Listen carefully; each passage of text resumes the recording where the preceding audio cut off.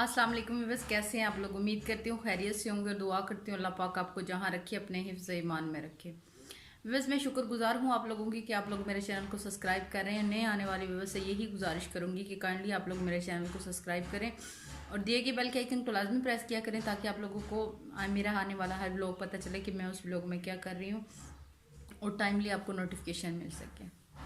बस आज का व्लॉग हम स्टार्ट करते हैं। आज के व्लॉग में आप तो देख रहे होंगे कि मुझे हैदर नहीं आपको नज़र आ रहा। हैदर गया हुआ है साथ वाली आंटी के घर अपने दोस्त रम्मू के साथ खेलने के लिए।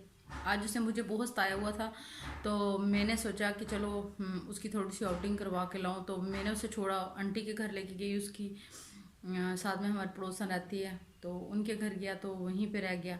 कहता है कि मैंने नहीं आना, आप चली जाओ, मैं इनके साथ खेल के आ जाऊँगा।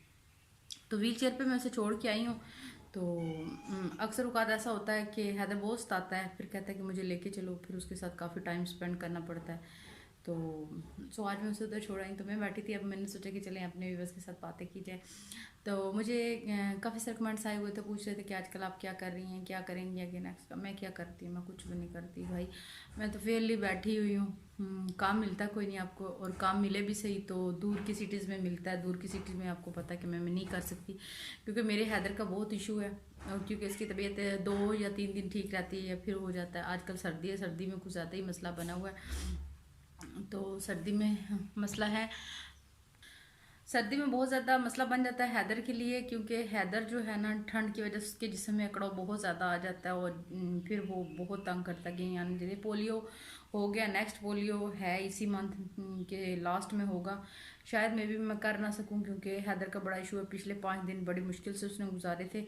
अल्लाह पाक उसको सेहत दे तो मैं करूँगी भी ज़रूर।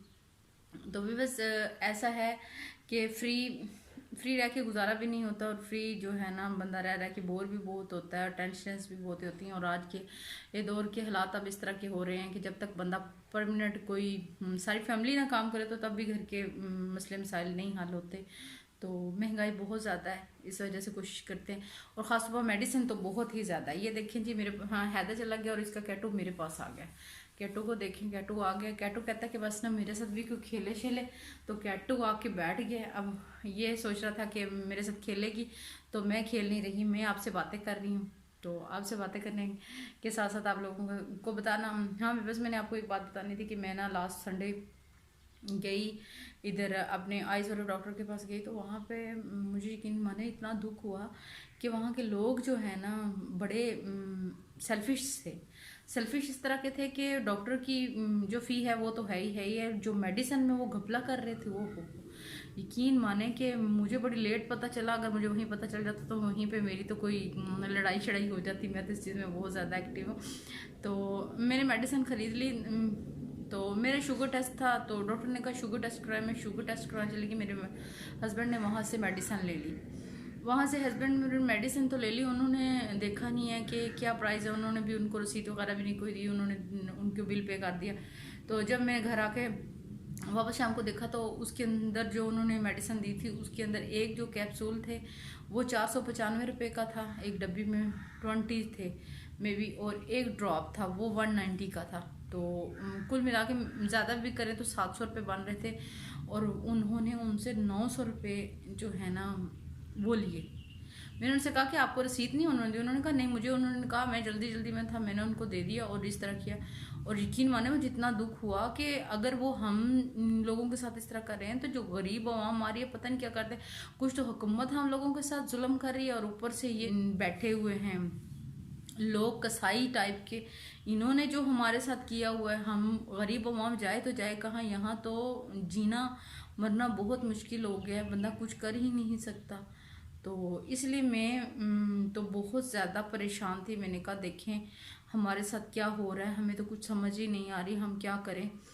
बीमार हो जाएं तो डॉक्टर के पास जाते हैं तो डॉक्टर छील उतार देते हैं। मेडिकल स्टोर वाले के पास जाते हैं तो मेडिकल स्टोर वाला तो बिल्कुल कंगला करके हमें घर भेजता है। तो ऐसे में जो है ना बहुत अफसोस होता है कि देखिए हम अगर किसी के लिए आसानी नहीं पैदा कर सकते तो कम से कम उसके लिए मुश्किल न पैदा करें। आज के दौर में पैसा कमाना कौन सा आसान काम है। पैसा कमाना इंतहाई मुश्किल है, इंतहाई मुश्किल अगर सोचा जाए तो बहुत मुश्किल है। और ऐसे में दाल रोटी पूरी हो जाए वो भी बड़ी बात है गरीब अवाम। और फिर जब जाहिर है बंदे के साथ मसला होता है तो उसने डॉक्टर के पास जाना, वो डॉक्टर के पास जाते हैं तो डॉक्टर भी साथ मिले हुए होते हैं। बिना इस तरह का जब तक कमला साथ में ना हो, उनका डॉक्टर का ये सिस्टम था कि डॉक्टर चेक कर रहा था, उसका हेल्पर वहाँ से रसीद लेके मेडिकल स्टोर तक जाता था। मेरा तो ख्याल है कि वो जो स्टोर डॉक्टर से लेके मेडिकल स्टोर तक आता है तो उसका मतलब ये है कि वो सारे स्टोर वालों के साथ मिल के जो है ना वो वहाँ से उसका हिस्सा निकालते हैं। तो काइंडली आप लोग भी थोड़ा ध्यान दिया करें। मेरे से तो ये गलती हो गई है जो हो गई है कि मैंने वहाँ पे देखा नहीं है। नेक्स्ट टाइम मैं भी इंशाल्लाह कोशिश करूँगी कि मैं जब भी किसी स्टोर से दवाई परचेज़ करूँ तो पहले मैं उसकी रिटेल प्राइस देखूँ, फिर उसके बाद मैं किसी को पे करूँ और रसीद लाजमी लूँ। ऐसा नहीं करना चाहिए। हम हलाल के पैसे लेके जाते हैं, अपनी मुश्किलों में जाते हैं। ये तो नहीं होता कि हम लोगों को फ्री में बांट रहे होते हैं और जैसे चाहे जिसका दिल करे वो अपना कमीशन निकाल के ले ले। बस बहुत मुश्किल है इस तरह के हालात में बंदे को ज़िंदगी गुजारना, सर्वाइव करना बहुत मुश्किल है। तो आप लोग भी नेक्स्ट टाइम में थोड़ी एहतियात किया करें। मैं भी इंशाल्लाह एहतियात करूँगी। जो गलती मैंने कर दी है वो आप लोग नेक्स्ट में भी मैं भी नहीं करूँगी और आप लोग भी मुहतात रहा करें। बल्कि ऐसे लोगों को जहाँ कहीं देखें तो लाजमी इसका नोटिस लिया करें ताकि हम लोगों के लिए भी कोई बेहतरी का हो सके। चलो हम जहाँ तक हो सकता है किसी के लिए कुछ कर सकते हो तो इस तरह के मामलात में लाजमी हमें कुछ करना चाहिए। तो भी बस इंशाल्लाह नेक्स्ट व्लॉग में मिलेंगे। देखिए मेरे पीछे बहुत शोर हो रहा होता है कि साथ वाले कमरे में अम्मी ने टीवी देख रही हैं और कंस्ट्रक्शन का काम सामने वालों की कोठी पे हो रहा है और वो हर वक्त रात का टाइम कोई थोड़ा बहुत सुकून का गुजरता है और अदरवाइज़ दिन में तो सारा दिन ठा ठा ठी ठी ठी होती रहती है। तो चले नेक्स्ट ब्लॉग में इंशाल्लाह मुलाकात होती है आपसे। दुआओं में याद रखिएगा। अल्लाह पाक आपको जहाँ रखे सलामत रखे और आप भी काइंडली मेरे चैनल को परमानेंट सब्सक्राइब रखा करें और मेरी वीडियो को फुल वॉच किया करें। नेक्स्ट ब्लॉग में मिलते हैं।